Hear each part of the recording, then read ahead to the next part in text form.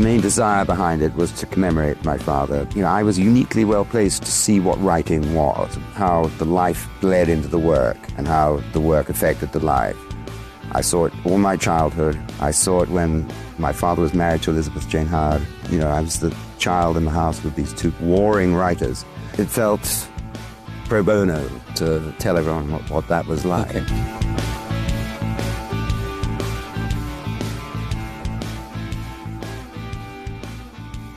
For this episode of My Martin Amis, we have been kindly invited into the recording studio of the new Statesman.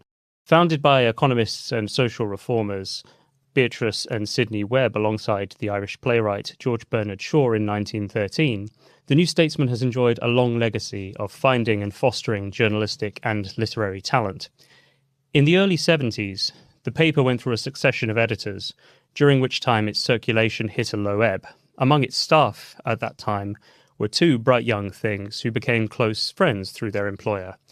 They sported flared trousers, yellowed fingertips, and hair of thickness and length similar to my guests over here. Their names were Christopher Hitchens and Martin Amis. Half a century later, and minus the flares and barely disguised homoerotic tension, although who knows what we'll find out in this episode, a new duo stalks the newsroom, introducing George Monaghan, the junior commissioning editor for the New Statesman, and its ideas editor, Nick Harris. Chaps, welcome. Thanks, Jack. Thanks, Jack. That's a good start. Thanks for coming. The obvious question to start with is, when did you both discover Martin Amis? And perhaps most importantly, how? It's easy for us listening and watching this to assume that it was through YouTube, based on your age, which I'm going to ask you to specify in a moment. But was it through YouTube, or was it right off the shelves? I'll go first because I've got a fairly undignified answer. But I do think it's the answer that any honest male guest on this show would give, which is that when I was a certain age, a teenager, I wanted girls to like me. And I suppose I got the idea into my head reasonably that writers who lots of girls liked would give the most legible accounts of being liked by girls. And what I really got into was this TV show called Californication, which is about a kind of escrotorial womanizer figure who I kind of took it upon myself to base my personality on for a few years. Actually, I've met people who'd be, have you ever seen this show when I was young? I was like, nah, I don't. Yeah. Then, and he referenced and was compared to a few writers throughout the course of the show. So reading those guys, Hemingway, Bukowski. But then I remembered at one point the wife I knew had like given him back his book and said like, my Amis, because she was an English actress playing her. I couldn't quite make it out. The accent lapsed.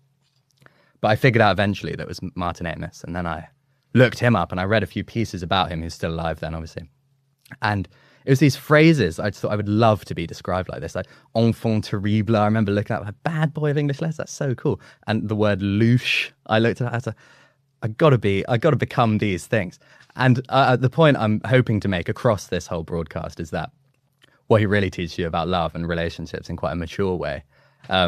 But I think you do have to acknowledge the initial detour, which is that he was just so cool. And you crack open the Rachel papers. It was my habit then to always look at the book an author had written closest to my age. So I opened the Rachel papers and I was like, God, the swagger in this, the rhythm. You could hear like the rolling. Sticky Fingers came out in the same year, I think. Rachel Papers 73. Yeah. Yes, same as Sticky Fingers. It had that rhythm. People called him Jagger. It was kind of like, it just felt so cool. And I just fucking love this. Yeah, but with enough self-effacement and self-loathing to make it more relatable than Jago, right? Yes, if you're a kind of sentimental, self-conscious kind of fool. If you're sentimental about yourself, as I think. What about yourself, Nick? It's a very similar story, but from a slightly different direction. I think I was doing Evelyn Waugh for English A-level, and I'd done Brideshead, and I think our teacher gave us some Hitchens to read. So like a Christopher Hitchens essay about Evelyn Waugh and about Brideshead. And I think then YouTube does come into play because I started Googling some Hitchens, and then this is a too well trodden a path to even bother to describe, but I thought he was pretty cool, and so I looked into his memoir and I read that, and that I was already starting to have this effect. I was like, oh my God, because I bet I like George. I think I'd exhausted all the usual avenues, you know. Rugby was out. because everyone grew about a foot in one go, and you know, and suddenly it was all 8-man scrums and stuff, and it just became unworkable. So that was kind of out. So you had to find some other way through this thing, and so I was kind of blown away by Hitchens' memoir, but then Hitchens' memoir has this kind of like even greater protagonist, which is the chapter about Martin Amis, which, as you say, is written in such kind of like lushly homoerotic way, and makes them sound like, and again, you have to bear in mind that you're doing all this when you're sort of 16 rather than like, you know, 27. But like then even the word games seemed kind of funny and kind of cool. And they seem to have these jobs where they like spend all their time being drunk. And given that, you know, I was sort of getting the hang of getting drunk, that seemed like so superior, kind of like they'd nailed life, basically. So I was kind of blown away by this chapter about, and that's kind of when the New Statesman first came into things, because it seemed to be like this place where these guys just kind of hung out, did a little bit of writing, and then like had lunch. It was so cool. And so I think I can't actually remember the first book I read. I think it was either, I remember The Information was in the school library, and I remember we had a copy of Success at home. So it was one of those two. And immediately you're kind of like, it's like you say about the Rage Papers, like it's kind of like how writing should have always sounded, particularly when you're kind of a teenager. Like it's just like amazingly kind of imposes itself on you. It's so vivid, it's so funny, and so like so knowing. It sort of like draws you into its kind of into its deceptions, like quite readily. And then from there it was pretty easy. Like then you get to the Rage Papers, and I think after that you're sprinting after that, and you're kind of reading them as quickly as you can. Well played to your school for stocking literature of such a high caliber, Nick. Yeah. But your ages specifically, I said I was going to ask, how old exactly are you? We're both 27. Both 27. Yeah. Okay, interesting. All right. So would you say that you have become friends through working at the New Statesman? I have to say that. Yeah. In fact, Jack, I may as well say to you now that one of the first things we talked about, the office was less busy back in those days, and Nick's first day was a Thursday, and I was the only one in on Friday. Then Nick came in and we talked. And so it was only us who kind of awkwardly like, making small talk all day because we were next to each other. And I still remember that what really made me think, oh, this guy knows similar things, is we started talking about your podcast. And actually, almost, I mean, you know, like, who cares apart from me and Nick? But as we were kind of saying bye on the last day, that was what was being discussed. And then Nick cycled off. I think a habit that's since fallen off. Yeah. But, you know, it's had an influence on us. The book that you both have chosen to speak about on this episode is Experience. And the first third, as you pointed out before we started recording, is largely to do with what it means to be a young writer. The desire to be a writer has baked into it being both intensely interested in your time, but feeling in some way like you can't get along with it so easily without first stepping back and analysing it, that you're both simultaneously across it all, the way that Martin Amis was, but at the same time inhibited. I mean, it's such a torture being that age and such an excitement, but you're always livid with imagination. And it's not really like I went to him for the writing. So I read Rage Papers, and I was like, I don't really like London Fields. I went away for a bit. But then I went, you know, in the meantime, I remember I was like, you know, I was on YouTube, I was reading like Marcus Aurelius' Meditations, which was totally like the book of our adolescence to be reading. And actually, when I eventually went back to Amos and picked up The War Against Cliché, it felt like a real watershed, because one of the early attacks in that book is on Iron John, Robert Blythe's Iron John. And I remember in my kind of more modish self-seeking, I'd be like, this is really good. I remember being on a holiday in Portugal with some of my buddies. And you read Iron John? Oh, yeah. And I thought it was great. And they probably wanted to play like Spin the Bottle or something kind of fun like that. And I was like, no, but guys, look, so like the key is under the parental pillow, and you've got to steal it and go out and unlock the monster. Yeah, I was trying to.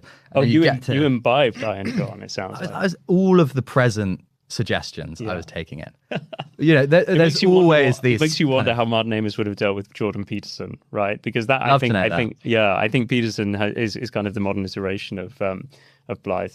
Yeah, but then it's just so devastating when you get then Amos. We kind of offers this alternative approach, like some things in life have to be approached at an angle, the human condition is kind of tragic. If you don't have some sense of humor about it, you're going to produce the inevitable humorous counter commentary and so on.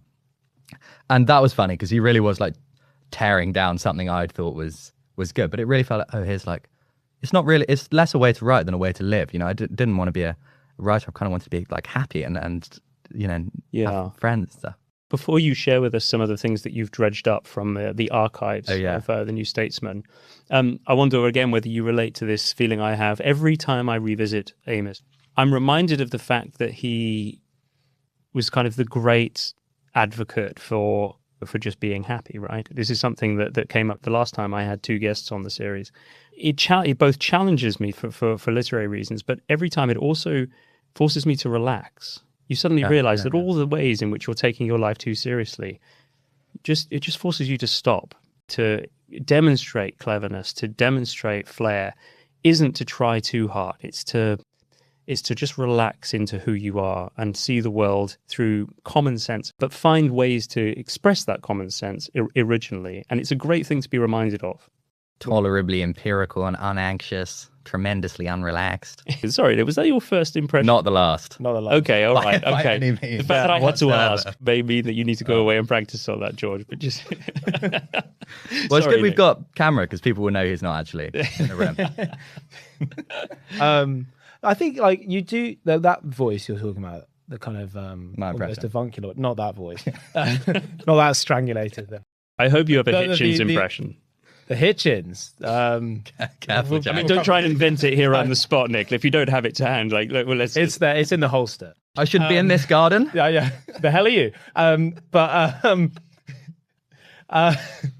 that, but neither of these voices. I think it took him a while to get there. I don't know. I mean, I think there's an interview with him from a program I was listening to the other evening, like a Radio 4 program. I think it's called like Listening to Myself Coming Back or something. They get a guest on and they play old clips of them from when they were younger, and they play something of him from when he's about our age, and it's him sounding very different to how he used to sound. And he's talking about how he was desperate to become a writer because it would make him the sort of person that would feel more solid, more sure of themselves. It would get them invited to parties. It would make them feel more of a person. Now, who can deny that is, you know, a motivation? But the interviewer then says to him, were you very insecure at that age?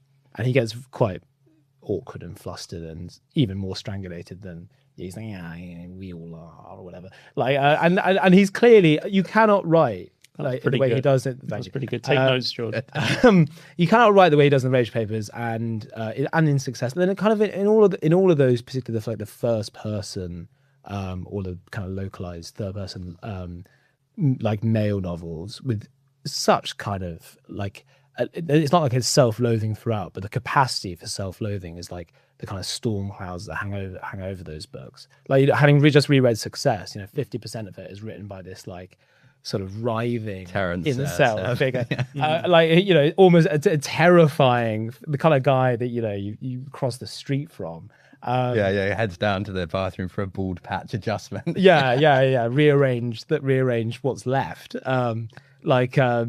So I think he gets their own experience, and I think that is the breakthrough for that book, and I think that's why that book is so highly valued actually, because it's sort of like it kind of sort of assuages your affection for him. It's like, oh no, hang on, there is this other guy beneath there.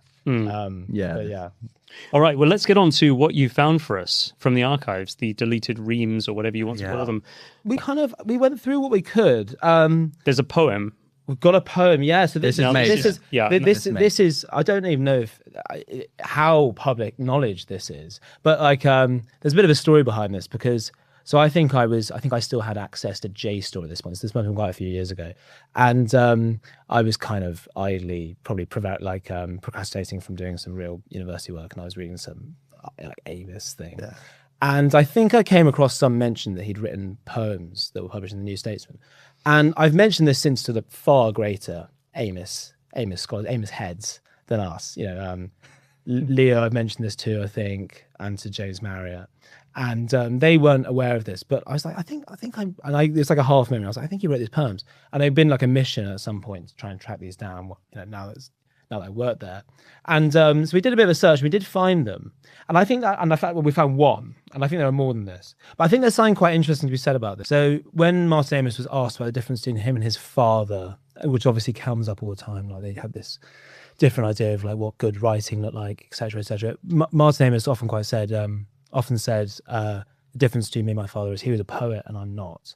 And, you know, when he says something like, you know, when my father was going to write a poem, I write a paragraph.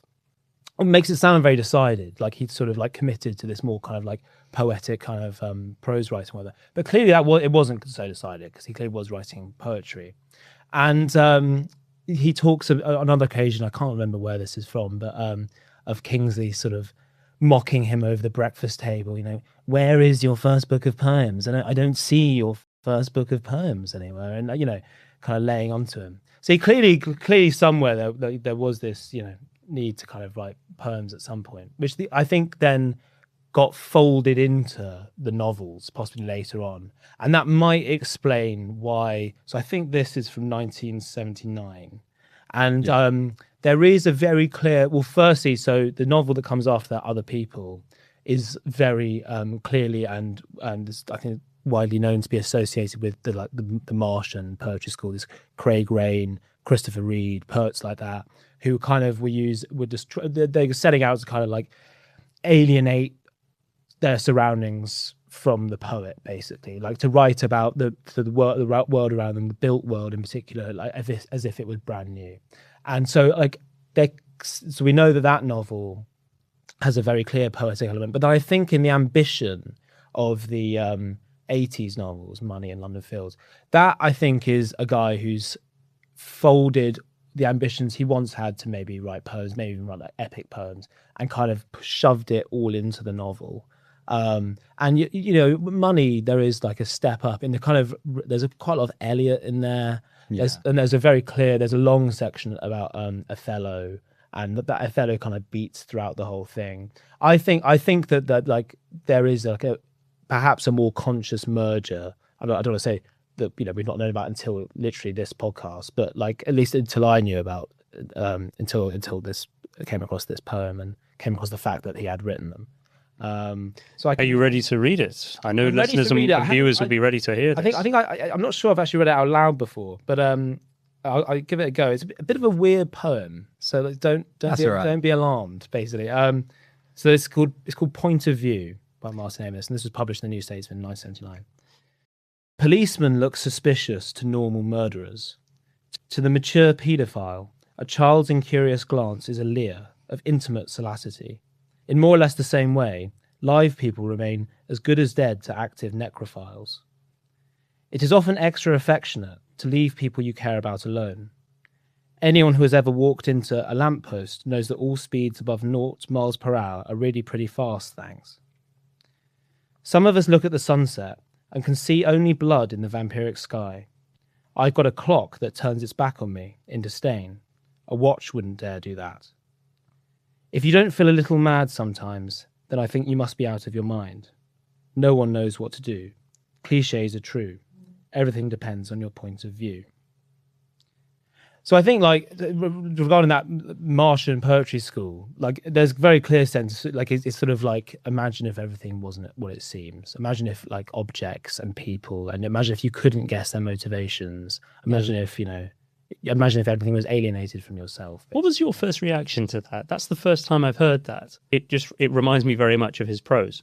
Talking about, having a poetic layer and writing a paragraph. Yeah. It reminds me very, very much, I reread Success in preparation for this, of the kind of paragraphs that you get once every dozen pages in Success, and then that he works up into, like, you know, basically a whole novel in Money, which are sort of like kind of flaneuring street scenes in cities, London and then obviously like New York. So like quite often quite a paranoid voice walking down a street and kind of suspecting and fearing and questioning all the kind of institutions and objects they see around. Yes. So like when Terry Service and then kind of later in the novel Gregory Riding are walking down the streets, particularly later in the novel, Gregory Riding starts to have these panic attacks on the tube. Like, and that's again like what I was saying earlier about like his voice kind of being like a more like anxious and sort of self-loathing and kind of like worrying one than the kind of rock star that we were talking about to begin with.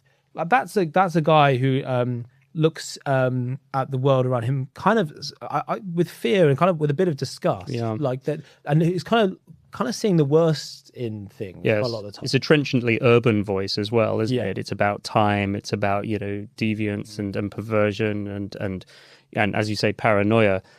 You do sometimes wonder with the novels, great as they are, if he ever had that thing where he felt, I really need to express this most urgent feeling, and now I've done it with this novel. Because he said he writes paragraphs in place of poems, I think, to an extent, in that anecdote about his dad.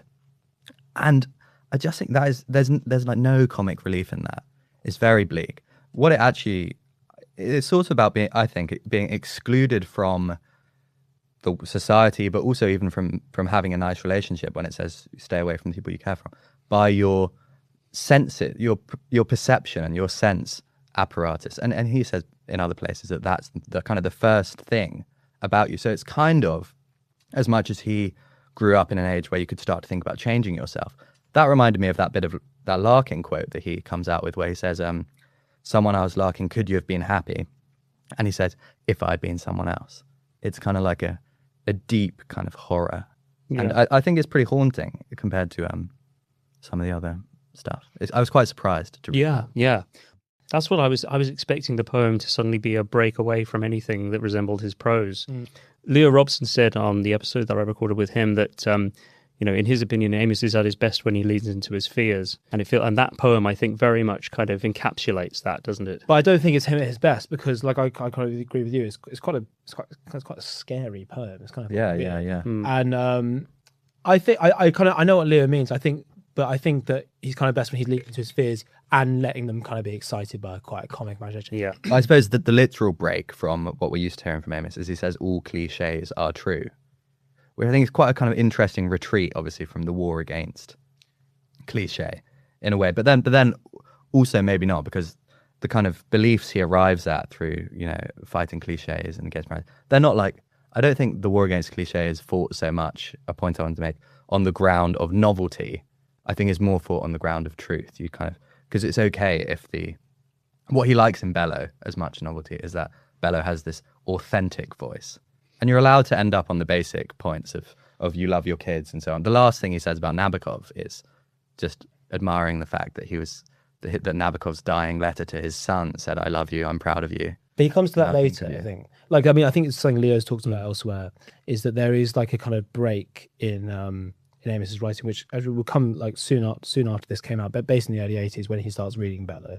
And there's a kind of Bellow starts to loom larger than Nabokov in the right, and then Pritchett being the other kind of big influence, who kind of, and it becomes, I think, the weighting between, he would always speak in these kind of Manichaean terms, like the weighting between writing and life begins to, and I think that's how we get to experience. Because I think you could have ended up with this with like a really bleak. You were saying it's quite bleak. I mean, if you think of the endings of all the novels, like they are always great fun. They always end like bleakly. So it's not like he was on a like. Yeah, he was comfortable leaving you kind of. But I think the novel, they provide a bit of padding. Yeah, they do, of course. Amos wrote a sex column at one point under the name Bruno Holbrook. Yeah, and it turns out that at a party, Tina Brown was obviously aware of this sex column and mentions it to Martin Amos, who says that he drew himself up to his full height and announced himself as Bruno Holbrook. And I think we have a sex column that he wrote. Among our notes here, again, perhaps pieces of Amos that people aren't as familiar with as most of his other work. It kind of came under the headline "Flesh Pots," and I think it's basically a visit to a series of strip clubs in Soho, and I think it's 1973. The Star Guide then was a lot looser than it is now, because they don't even start the word "cunt," whereas we're still labouring under asterisk censorship on that one. But I think if you look at the very early Amos pieces for the NS, he's basically kind of working as this kind of mixture of kind of pop culture / kind of gutter correspondent, partially under the name Bruno Holbrook. So, while also, he started writing these literary essays and stuff. I think the first big one being a review of John Carey's book on Dickens. But the his very first piece, as far as I can work out, is a review of a David Bowie concert, and then he starts writing these Bruno Holbrook pieces. A mild fad, you know. You've got that one. I think there's a reason that he left that one uncollected. But by the end of this episode, George will have nailed it. You're getting it. Even in the Bowie thing, so he's incredibly dismissive of Bowie. But there is still, so we were talking about his ability to kind of like be in a moment. You know, he says in the opening sentence that he feared that he would be denied the phenomenon of our time spectacle, which your reporter was banking on. He's going there looking for sort of signs of the times, and you know, and he basically sees Bowie as this kind of like half naked, like kind of pornographic pop star, basically. And then he's going to read like sex, you know, magazines for, and going to like strip clubs and stuff. And I think like there's this element of him, and I think this does feed into novels, and is one of the things attractive about him is like he kind of immersed himself quite deeply into like. It's easy to forget these were quite novel things, maybe not to be happening, but to be written about in like the serious literary press. This was quite novel, and you know, kind of it was obviously before punk or whatever, but it was that kind of spirit. Like after the 60s, you know, everything was on the table, and he was going to have a look at it, basically. He'd be interviewing Bonnie Blue. He most certainly would have been. He would have been interviewing people in the queue. He would have been in the house. I think the other thing that comes through in these kind of pop culture pieces, you know, he also reviews the erotic film Emmanuel in 1974. He's doing a lot of TV reviewing, all this sort of thing.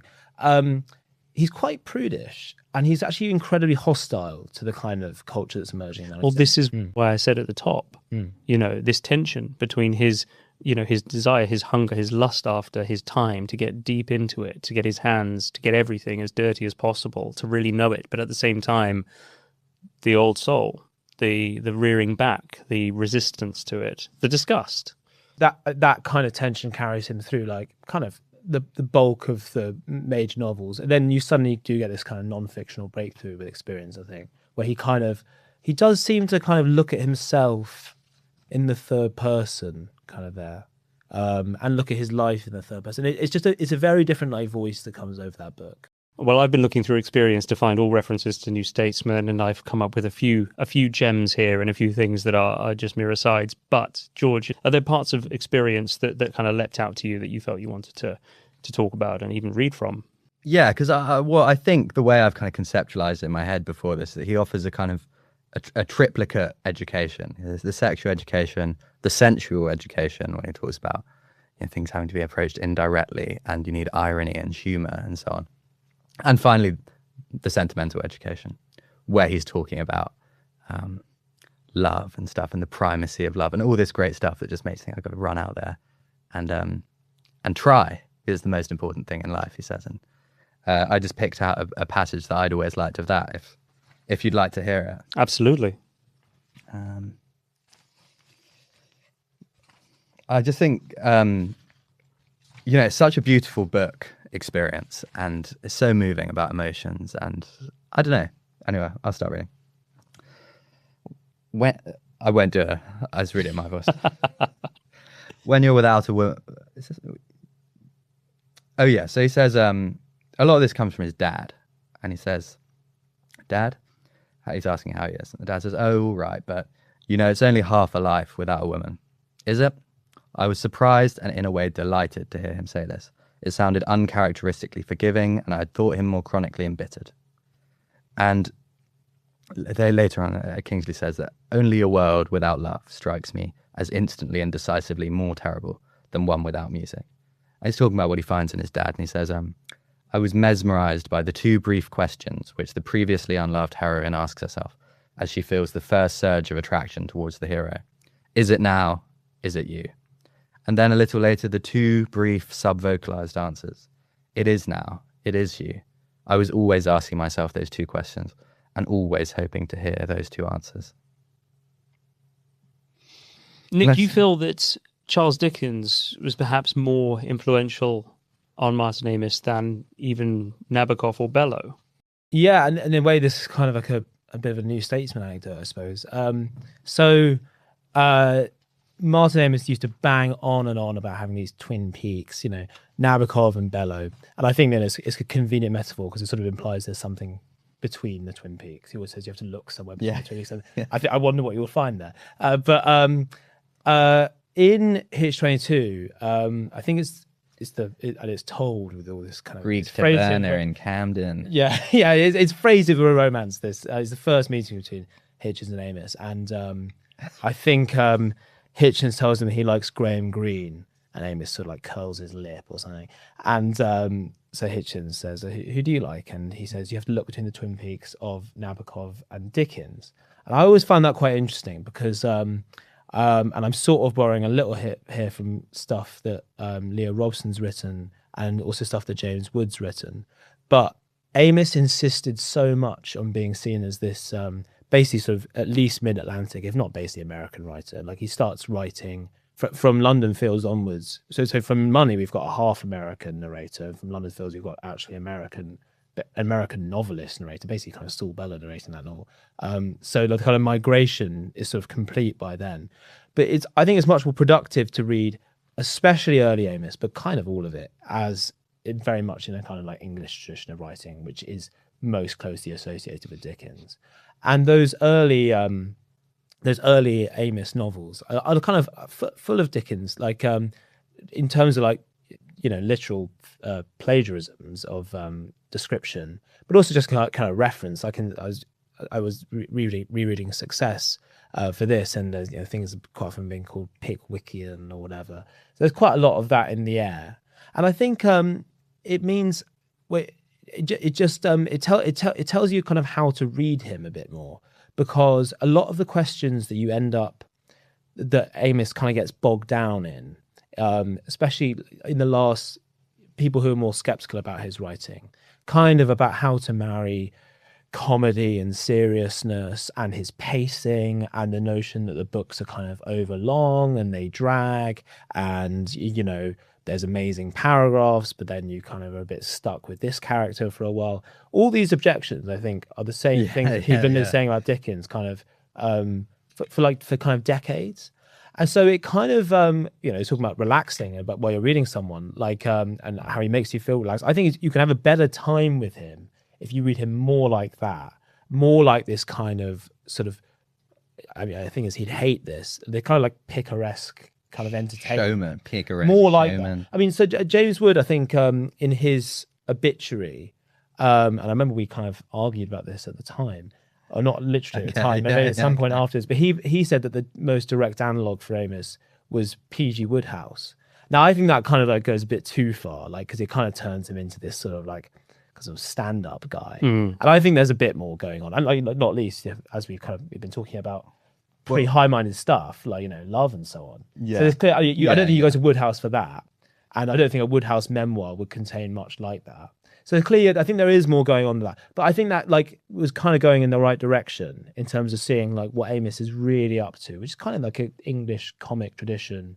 He talks about Fielding a lot as well. Obviously kind of Dickens' antecedent in lots of ways. So I think there's a kind of like a lineage course correction that you can make, which kind of clarifies who he is a bit better.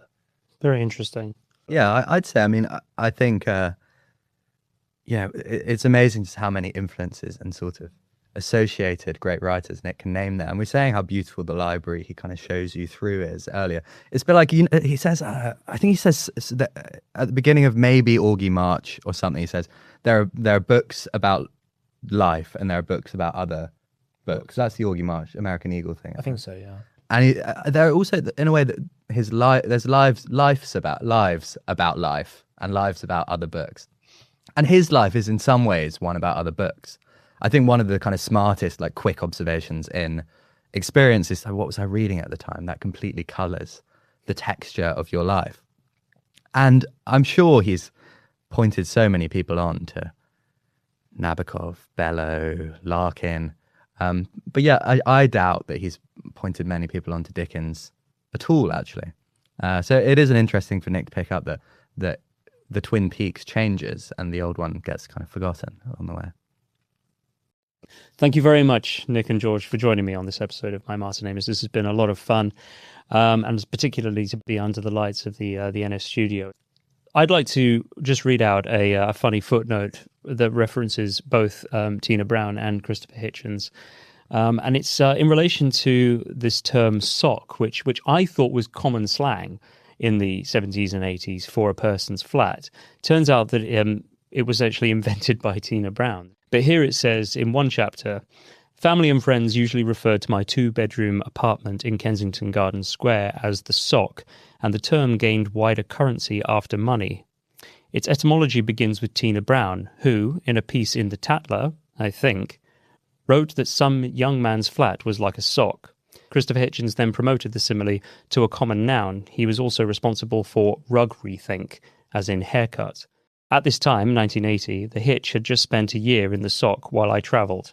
My cleaning lady, Anna, who continued to come every week, told me, I only see him once. In the middle of the afternoon, this terrible groan come from the bedroom, and, Miss Tramis, I run. I'm not surprised at all that Tina Brown was coining some of those. I mean, I'm now a complete Tina Brown fanatic, and when Fresh Hell, her Substack, comes every day, kind of a cheer goes around the office because we all love it so much. I'm like, I've got into Harry Evans through her. I'm like pressing like lines from do I make myself Do I make myself clear? Do I make myself clear onto him, onto writers? Sorry, not to him. Wouldn't dare. And when those Substacks come, it makes you so happy, but it does also make you think like, oh man, I wish some of those other guys were still here and landing in my inbox as well. Like, that would be so nice. But of course, there are loads of great talents out there, and many of them writing for the New Statesman. So you can hopefully sate that hunger a little bit, if not totally. Nick, George, thank you very much for joining me. Thanks, Jack. Thanks, Jack.